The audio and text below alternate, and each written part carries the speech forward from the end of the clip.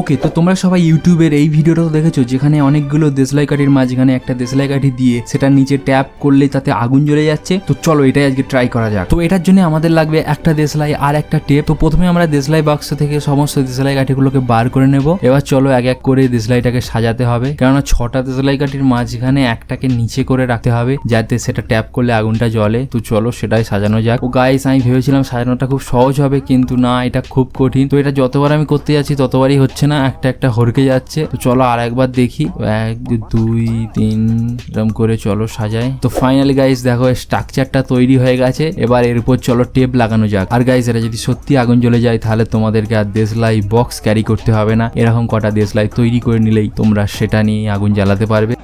मैं गाली नहीं दे सकता। नहीं, गाली नहीं देना।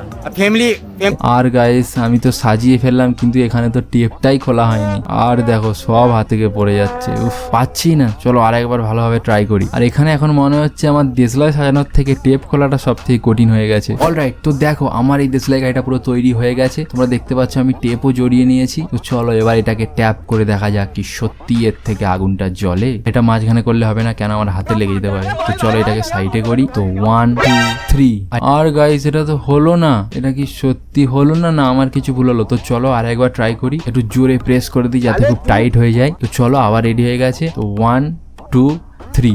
আর গাইস, এটা তো হলোই না। তার মানে সত্যি এটা হবে না, এটা আমার কোনো ভুল না। তো তোমরা এটা বাড়িতে ট্রাই করো না এই সমস্ত কিছু, কারণ এইগুলো একদমই আগুন জ্বলে না। তো ভিডিওটা কেমন লাগলো, ভালো লাগলে লাইক করে চ্যানেলটাকে সাবস্ক্রাইব করে দাও।